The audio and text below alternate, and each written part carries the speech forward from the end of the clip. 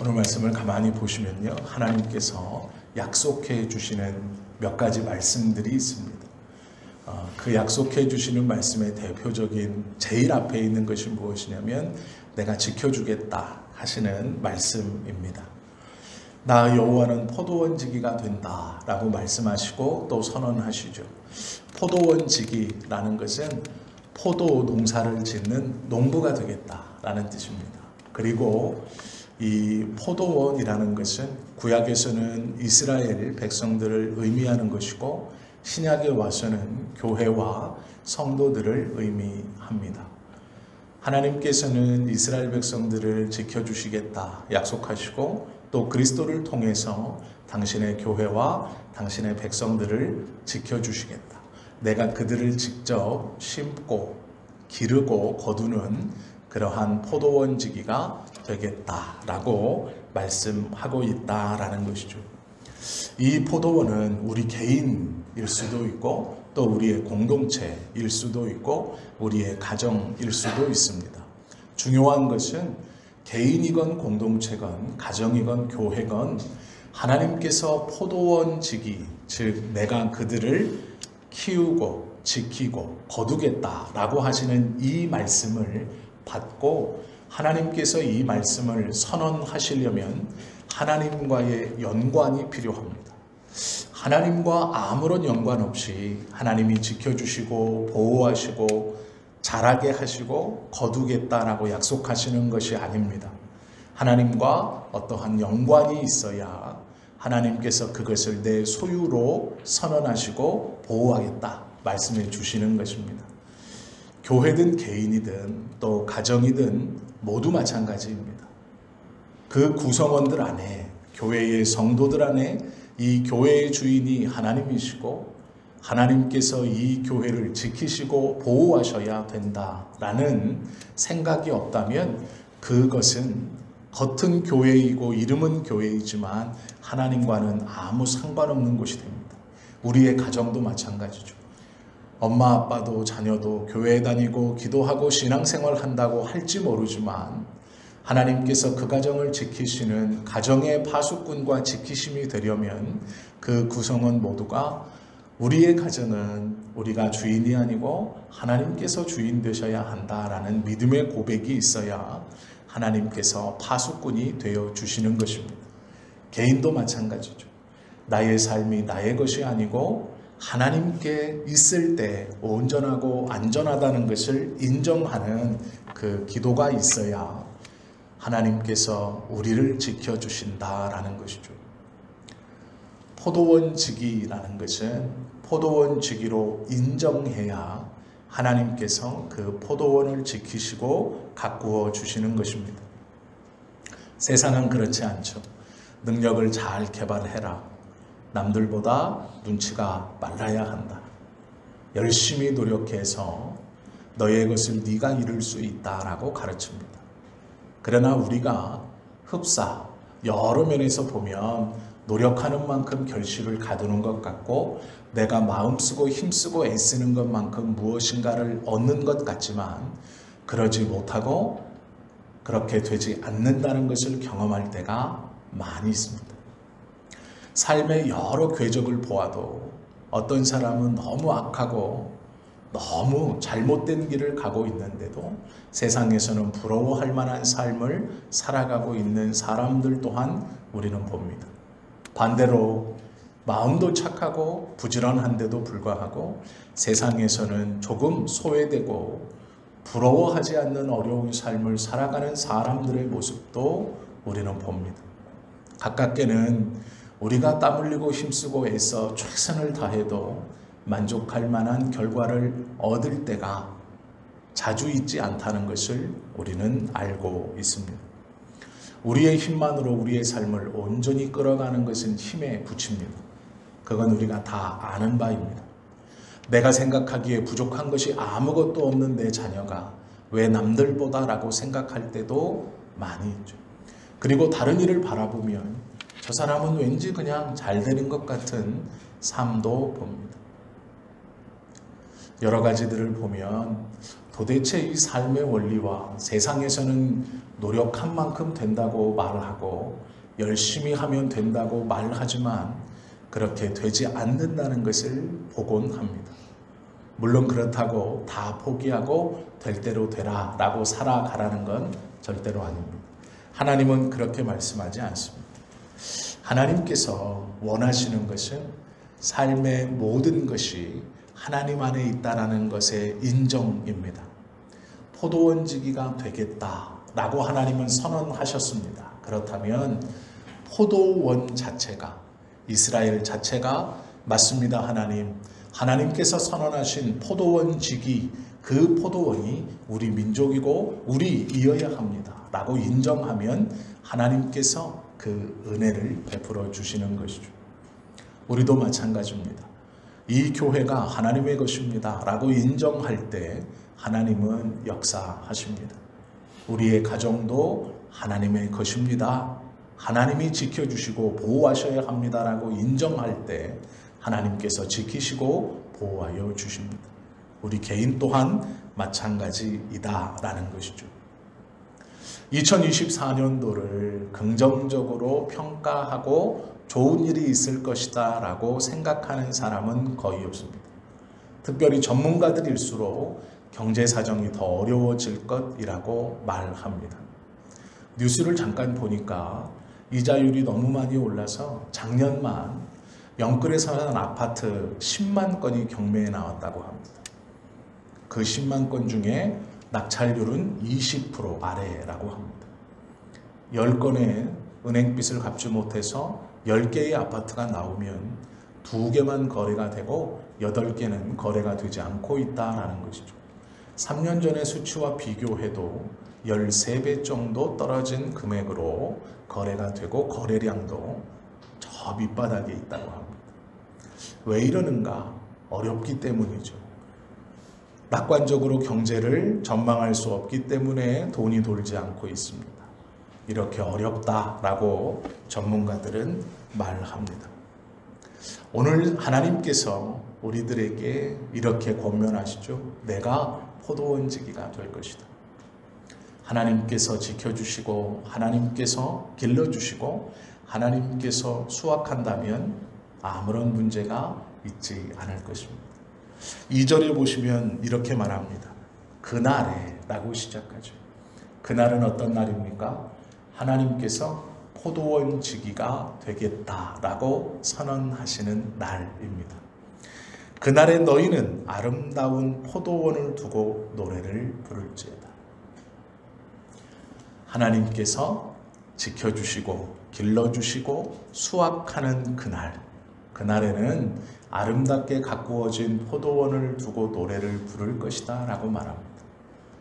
아름답게 가꾸어진 교회를 보고 노래를 부를 것이고 아름답게 가꾸어진 가정을 보고 노래를 부를 것이고 아름답게 가꾸어진 우리 개인의 신앙을 두고 노래를 부를 것이다 약속하시는 말씀입니다.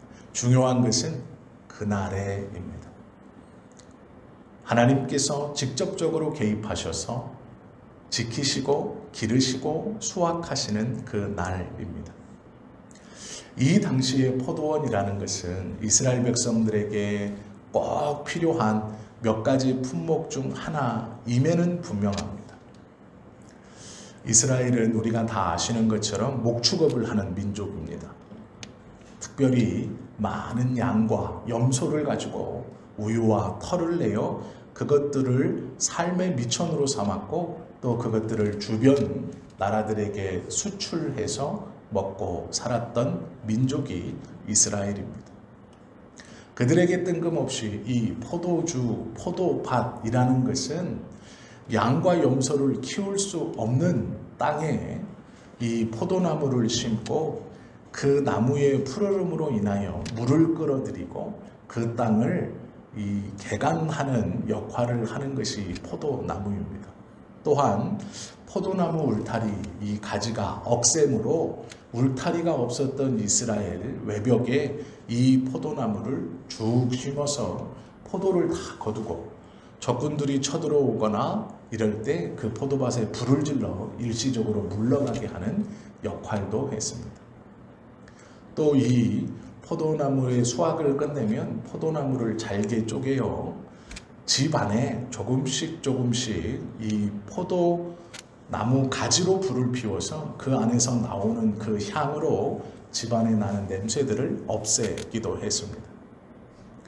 포도나무라는 것은 이스라엘에게 포도주를 공급해 주는 것뿐 아니라 여러 도움으로 이들의 삶을 윤택하게 하는 것이었습니다. 이스라엘은 양털을 수출했고 또 이 포도주를 수출하는 민족으로 유명했습니다. 이스라엘에서 나오는 포도주는 상품 중에 상품이었습니다. 그 가나안 땅에서 포도나무를 기르는 것은 결코 쉽지 않습니다.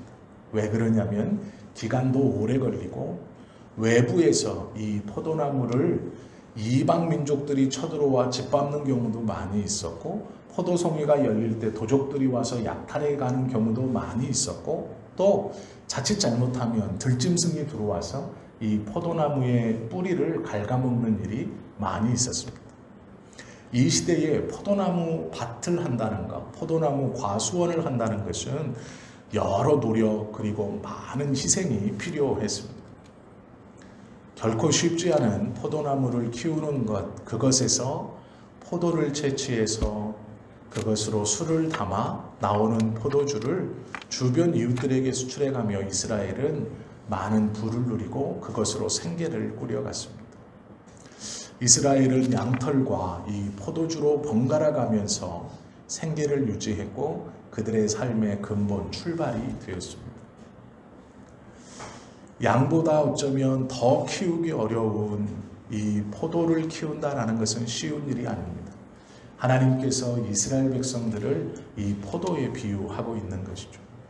새벽부터 저녁까지 들짐승에게서 보호해야 하고 또한 외적들과 도적들에게서 보호하면서 한 계절을 보내서 잘 키워 수확하여 또 그 포도를 가지고 포도주까지 만들어내는 정성을 쏟아야 하는 이것을 이스라엘 백성들에게 비유했습니다. 내가 그 포도원 지기가 되겠다. 아가서에 보시면 술람미 여인이 솔로몬 왕을 처음 만나는 장면이 있습니다. 그때 솔로몬 왕이 술람미를 보고 깜짝 놀라면서 하는 말이 뭐냐면 너의 피부색은 검구나 라는 말입니다. 그런데 놀랍게도 이것 때문에 술람미 여인을 아프리카계 여인이라고 생각하지만 그렇지 않습니다. 술람미는 유대 여자입니다. 그리고 그 본문을 읽어보면 오빠들이 여럿 있었습니다. 그런데 놀랍게도 오빠들은 이 여인에게 포도원을 가서 경작하라고 합니다. 그래서 술람미는 여인임에도 불구하고 포도밭에 나가서 하루 종일 포도 농사를 짓습니다. 그리고 나서 그 농사 짓는 것으로 인하여 햇빛에 피부가 까맣게 그을립니다. 그것을 솔로몬 왕이 보고 굉장히 당황스럽고 놀라는 그런 표현이 있습니다. 내가 여인인데 어찌 피부가 그렇게 까맣느냐? 너의 피부가 참 까맣다 라고 말합니다. 이것이 무엇이냐면 포도 농사가 하얀 여인을 까맣게 만들 정도로 힘들다. 너는 참 고생하며 살았구나 라는 표현입니다. 포도 농사는 이스라엘에게 있어서 쉬운 일이 아닙니다. 그래서 귀족들은 하지 않는 것이었고 노예들과 종들이 하던 일이었습니다. 집안의 종을 고용해서 그 집안에서 문제를 일으키거나 물건이 자꾸 없어지거나 그 고용한 종들이나 노예 중에 그 종들에게서도 인기가 없는 종들, 거칠고 주인의 말에 잘 복종하지 않거나 하는 종들을 집 바깥으로 내보내어 양을 치게 합니다. 이것이 집안에 새로 들어온 종들, 아직 주인의 신임을 얻지 못했거나 조금 불량한 종들을 다루는 주인의 방법이었습니다. 그러면 이 종들은 양을 치러 나가 집 밖에 노숙하면서 2달이고 3달이고 그 양떼를 먹이며 돌아다녀야 했습니다. 그렇게 테스트의 기간이 끝나면 그 종들 중에 신뢰할 만하고 믿을 만한 자를 집안으로 들여서 집안의 일을 하게 했고, 그런데도 만족스럽지 못하면 또 한 번 테스트를 하는 것이 대부분이 포도밭이었습니다. 포도밭에 보내면 집과는 조금 가까웠지만 그 포도밭은 거의 24시간 파수를 서야 하고 지키고 서 있었어야 합니다. 사람은 밝을 때 돌아다니지만 짐승은 그렇지 않습니다. 여러 짐승들이 포도나무 열매뿐 아니라 또 새들이 포도송이를 따먹는 것뿐 아니라 짐승들이 와 포도나무의 뿌리를 갉아먹는 것이 큰 문제였습니다. 이 포도밭이라는 것은 우리가 생각하는 것처럼 그냥 심기우면 잘 자라는 그런 곳이 아닙니다. 번거롭고 힘들고 어려운 것이죠. 그것을 친히 하나님이 경작하겠다 선언하신 것입니다. 그리고 무엇이라고 말하냐면 그렇게 힘들고 어려운 포도밭을 정말 아름답고 풍성하게 키운 것을 보고 너희가 노래할 것이다 라고 말합니다. 어떨 때요? 그날에입니다. 그날에 내가 포도주기가 되겠다고 선언한 그 날부터 그것을 보겠다 이렇게 말씀하시는 것이죠. 우리의 교회가 가정이 우리가 하나님 앞에 또한 우리가 보기에도 아름답고 완전한 포도밭으로 보여지고 우리의 입술로 노래할 수 있는 첫 번째 방법은 그날입니다. 하나님께서 선언하시고 우리가 그 하나님의 선언을 믿음으로 받아 인정해야 한다라는 것이죠. 감사와 찬송이 있을 것이다 라고 말씀한다라는 것이죠. 하나님은 스바냐 3장 18절 말씀에 보면 이렇게 말합니다. 근심하는 자들을 모으고 쫓겨난 자들을 모은다 라고 말합니다. 근심과 걱정, 어려움으로 인하여 자신의 삶의 터전에서 삶의 자리에서 쫓겨난 자들을 하나님은 모으겠다라고 말합니다. 마태복음 23장에서도 보면 암탉이 그 새끼 병아리들을 날개 아래로 모으는 것처럼 내가 너희들을 모으려고 한 것이 몇 번이냐라고 말씀하십니다. 또 바울은 이렇게 말하죠. 나는 심었고 아볼로는 물을 주었으되 오직 하나님께서 자라나게 하셨느니라. 고린도전서 3장에 있는 말씀입니다. 성경에서 기록된 말씀을 가만히 보면 하나님은 혼자 살아 그 고통을 다 혼자 감당해서 그 고통과 아픔으로 흩어지고 삶의 자리에서 누락되어 뒤로 뒤처지는 하나님의 백성들을 모으고 부르고 또한 그들에게 합당한 은혜를 주어서 그 자리에서 뿌리내려 잘 자라게 하시려고 많은 노력을 하신다. 그렇게 계속해서 은혜를 베풀어 주신다라고 성경은 기록하고 있습니다. 3절에 보시면 이렇게 말하죠. 나 여호와는 포도원지기가 됨이며 때때로 물을 주며 밤낮으로 간수하여 아무든지 이를 해치지 못하게 하겠다라고 선언하십니다. 아무든지 이를 해치지 못하게 하겠다. 또한 때때로 합당한 물을 허락한다라고 말하죠. 우리가 아는 것처럼 요셉은 형들에게 팔려가 종으로 노예로 이집트에 들어갔습니다. 그곳에서도 또한 오해를 받아 감옥에 들어갑니다. 그러나 결국 그의 삶은 총리가 됩니다. 그리고 그가 하는 신앙 고백은 놀랍게도 형들 저를 이곳에 팔았다고 걱정하지 마십시오. 하나님께서 형님들보다 저를 앞서 이곳에 보내셨습니다. 라고 고백합니다. 이것이 하나님을 포도원지기로 믿는 사람의 신앙의 고백입니다.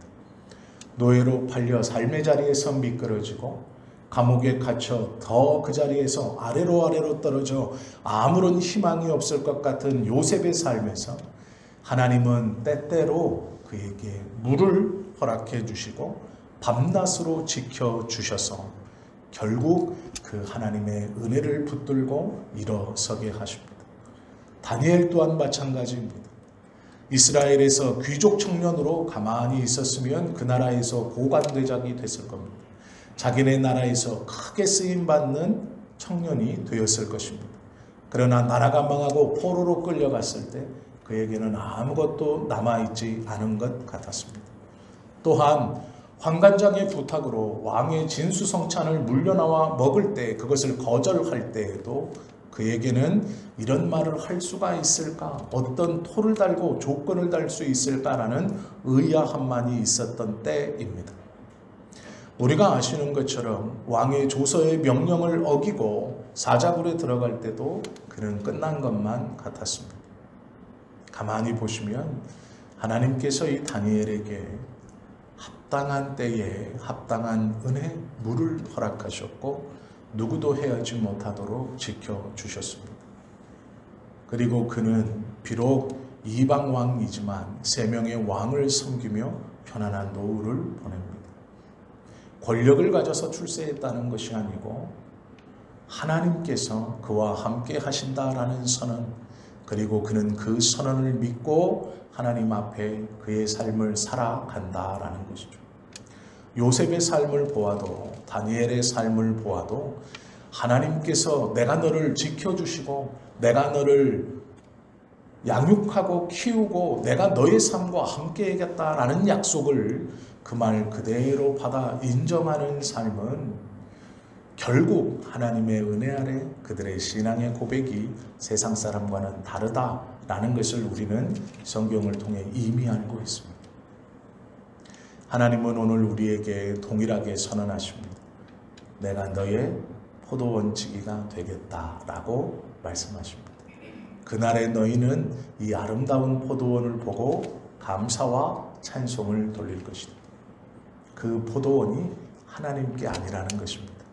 포도원 지기가 되어는 주시는데 그 포도원을 보호하시고 그 포도원을 잘 기르게 하시고 수확하시는데 그 아름다운 포도원을 보고 하나님 스스로 기뻐하고 즐거워하고 감사하고 행복해하는 것이 아니라 포도원 주인이 따로 있어 자기의 포도밭이 이 포도원 지기로 인하여 너무나 아름답게 꾸며져 있고 잘 보관되어 있고 자라있는 것을 보고 기뻐하고 찬송하고 감사할 것이다 라고 말합니다.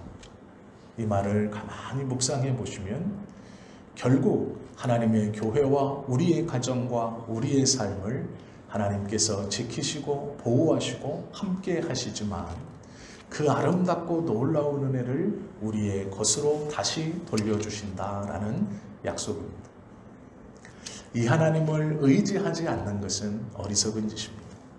이 하나님을 신뢰하지 못하는 것은 어리석은 짓입니다. 하나님의 약속이 어떻게 이루어져 있는가? 지켜주시겠다라고 말하죠. 이것을 인정하고 예 하나님, 밤낮으로 하나님께서 간수 지켜주시고 아무도 나를 해하지 못하도록 약속하셨으니 그 약속을 믿고 나의 삶을 이제 주님께 온전히 맡깁니다라는 신앙의 고백, 우리의 교회를 온전히 맡깁니다, 우리의 가정을 온전히 맡깁니다라는 이 고백이 있다면 하나님께서 약속하신 대로 그 아름다운 것을 보고 하나님께 감사와 찬송을 돌리게 된다라는 것이죠. 밤낮으로 간수하여 라는 말을 가만히 보시면 밤은 어려울 때이고 낮은 평안할 때입니다. 어려울 때도 지켜주시고 평안할 때도 지켜주시겠다라고 말씀하죠. 시편 121편은 우리에게 이렇게 말씀하시죠. 우리를 지키시는 이는 졸지도 아니하시고 주무시지도 아니하시리로다. 여호와는 너를 지키시는 이시라. 여호와께서 내 오른쪽에서 내 그늘이 되시나니 낮의 해가 너를 상하지 않게 하시며 밤에 달도 너를 해치지 아니하리라. 놀랍게도 이 본문을 보시면 주인공이 하나님이 아니고 우리입니다. 하나님은 흡사 주인공인 우리를 지키는 보디가드처럼 설명되어집니다. 하나님의 은혜를 경험한 믿음의 사람이 하나님께서 나의 삶을 지키시는 것을 고백하는 것을 어떻게 고백하느냐? 내가 주인공이고 하나님은 그 주인공을 보호하는 자처럼 기록하고 있습니다. 그리고 그것을 기뻐하고 즐거워하고 감사하고 있습니다. 하나님의 은혜는 이러한 것입니다. 하나님께서 때때로 물을 주시고 때때로 은혜를 베풀어 주신다는 것이 우리의 삶에서 꼭 필요한 것입니다. 때로는 목마를 때가 있고 때로는 말라 가고 있을 때라고 느낄 때도 있을 것입니다. 오늘 말씀을 좀 꼭 기억하십시오. 하나님께서 우리를 지켜주시겠다. 또한 물을 주시겠다. 그리고 우리가 그 아름답게 자란 포도 그 과수원을 보고 기쁨으로 찬송과 감사를 돌리겠다라는 것이 하나님의 약속입니다. 때로는 우리에게 물이 부족하고 하나님의 은혜가 부족하고 내가 말라가고 있다라고 느끼실 수도 있습니다. 위기라고 생각할 수도 있습니다. 시편 30편 5절에 보면 이렇게 말하죠. 그 노여움은 잠깐입니다. 그러나 그 은총은 평생입니다. 저녁에는 울음이 함께 있을지라도 아침에는 기쁨이 올 것입니다. 하나님께서 우리에게 노여워하심은 잠깐이다 라고 말하죠. 그 기쁨은 영원할 것이다 라고 말합니다. 오늘 본문에 보시면 놀라운 약속이 있습니다. 그것이 4절이죠. 나는 포도원에 대하여 노함이 없다 라고 선언합니다. 나는 이 포도원 지기이고 이 포도원에 대하여는 노함이 없다. 마음으로 하나님을 받아들이고 인정하는 그에게 나는 노하지 않는다. 한 번도 그러지 않는다. 그 공동체에게 나는 노하지 않는다. 그 가정에게 나는 노하지 않는다. 라고 선언하십니다. 나는 포도원에 대하여 노함이 없다. 라는 것이죠. 의심할 필요 없는 은혜의 하나님의 선언입니다. 주의하실 것이 있습니다. 하나님께서 이렇게 친히 포도원 지기가 되겠다 라고 선언하신 이 포도원 안에서 이 포도원을 망치려고 하는 찔레와 가시가 있다면 그것은 두고 보지 않고 내가 밟아 없애겠다, 불사르겠다 라고 말하는 것이죠. 4절은 이렇게 마칩니다. 나는 포도원에 대하여 노함이 없나니 그러나 노하는 것이 하나 있습니다. 찔레와 가시가 나를 대적하여 싸운다 하자. 내가 그것을 밟고 모아 불사르리라. 하나님의 교회,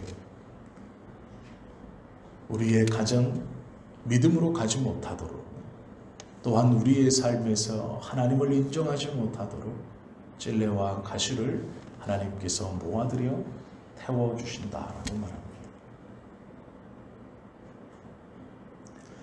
3절까지 이어졌던 하나님의 놀라운 은혜의 말씀과 4절 초반에서 선언하시는 나는 포도원에 대하여 노함이 없다. 그러나 그 포도원을 망치려고 하는 찔레와 가시를 발로 밟아 모아 불사르겠다 하시는 말씀이 우리 안에 들려져야 하죠. 이 두 가지의 기준을 우리는 다 생각하고 있어야 합니다. 그 무엇이라도 내가 지키는 포도원을 해하는 것을 내가 볼 수 없다 말하죠. 우리가 주님의 교회에서, 가정에서 다른 이의 신앙과 나의 신앙 사이에서 고민하고 주의해야 하는 단 두 가지의 모습입니다. 찔레와 가시이죠. 포도농 굴을 잡아 올려 그 포도농 굴에게 영양분이 가지 못하도록 말라 죽게 하는 겁니다.